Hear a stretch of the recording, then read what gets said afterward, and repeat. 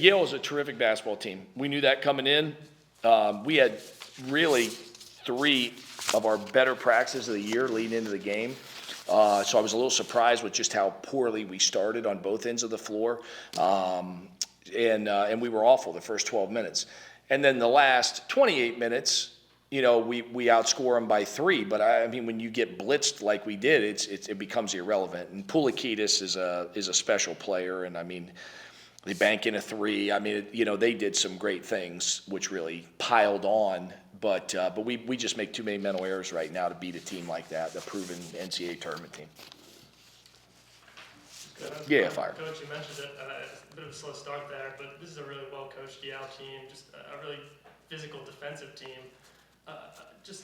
Is it a product of how tough their defense is? Just like that slow start, is it a product of how tough their Yale defense is? Just that slow shooting at the beginning? What do you sort of attribute that to? Yeah, it's a combination. I mean, they're very good positionally. Mbang is a couple-year defensive player of the year already in the Ivy League.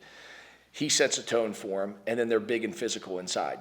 They made it really hard on us to finish around the basket. We actually got the ball. We really try to make an emphasis of not coming out and jacking threes and trying to get the ball inside. And honestly, we got it inside early, and we couldn't finish any of them.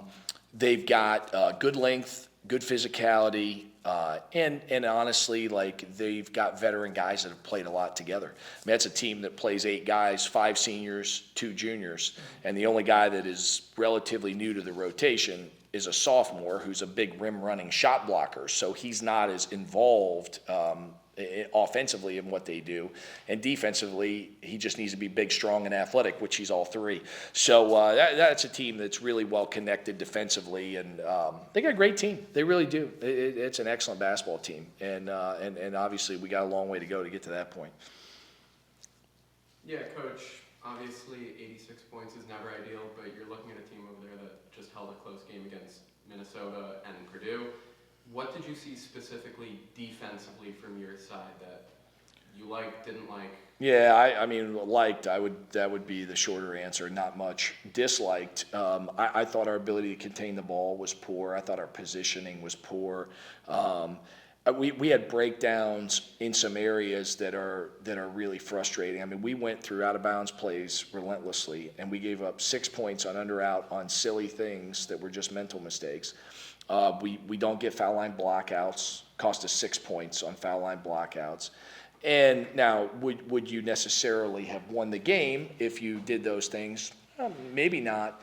But what happens is they're under no game pressure because they have a comfortable lead because you're shooting yourself in the foot. And they made shots. I mean, Mbang is a career 28% three-point shooter. He makes his first one.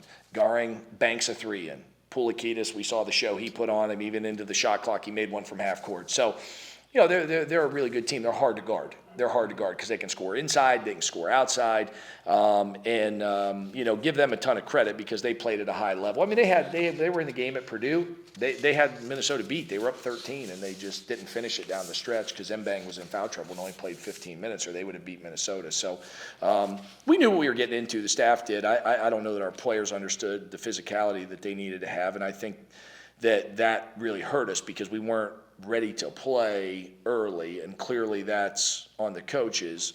And I guess the disappointing thing is, although we have 9 new guys, like I said, they were a couple of our best practices of the year leading into the game. I felt like we were as ready to play as we have been at any moment all year.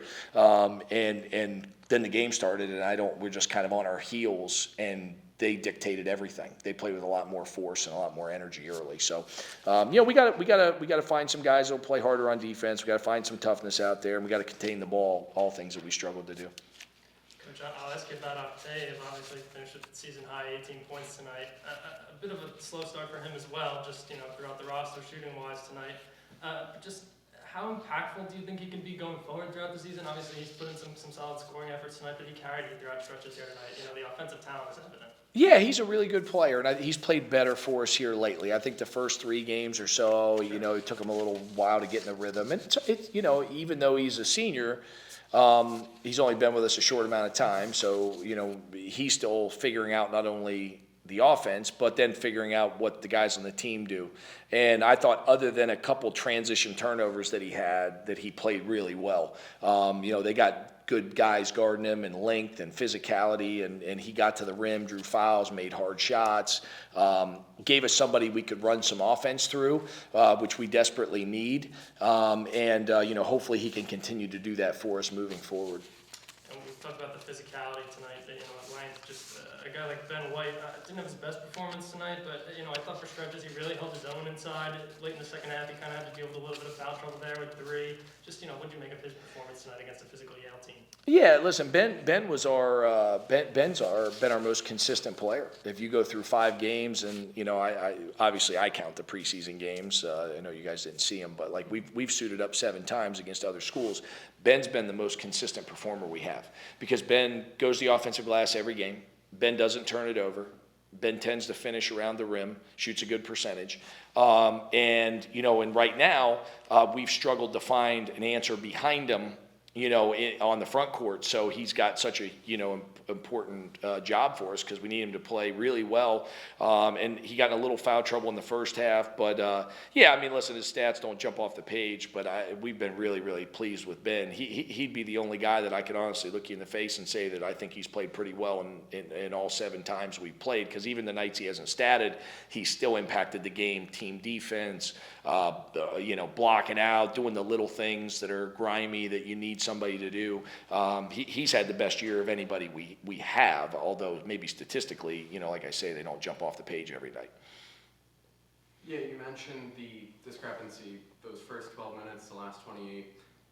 Is there anything you said necessarily at halftime that changed that? Because I know we were. Listen, I would love to tell you, but the reality is we came out.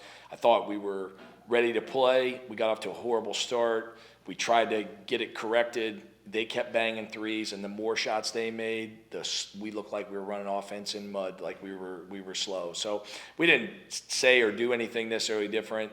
We just executed a little better offense. And even though we outscored them the last 28 minutes, the amount of silly mental errors that we had. Inbounding the ball, like the guard always takes it out. We had a forward take the ball out of bounds. Of course, it leads to a turnover steal because they're going to expose when you do silly things, and that's why they're good, and that's what we got to work to get to.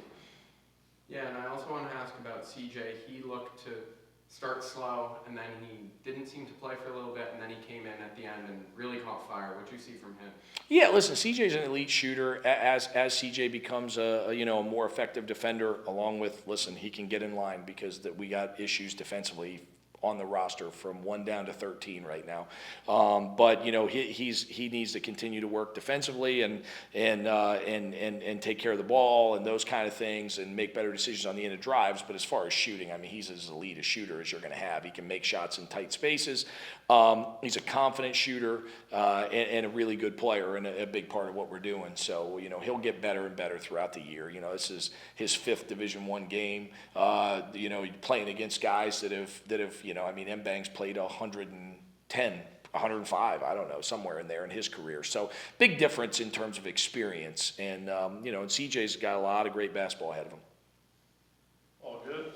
Can I ask about Nick Warner? Coach got to see him in extended minutes tonight. Just, maybe what went into that and just, what did you see from him tonight? Well, I've said this, and I mean this. I think Nick is a huge key to our season. And when Nick starts playing really well is when our team can get better, because he's the one guy on our roster that can make a jumper but also score inside. And so he gives you another guy. I was talking about earlier, Joe being a guy we could play through. We need another guy we can play offense through, and Nick can do that. Right now he's still, he's learning. Again, another guy played 5 Division I games. Got a lot to learn, got a long way to go, but has a lot of potential, and we really have a lot of confidence in Nick, and that Nick can really be a good player for us and give us some offensive punch that we're going to need as we go.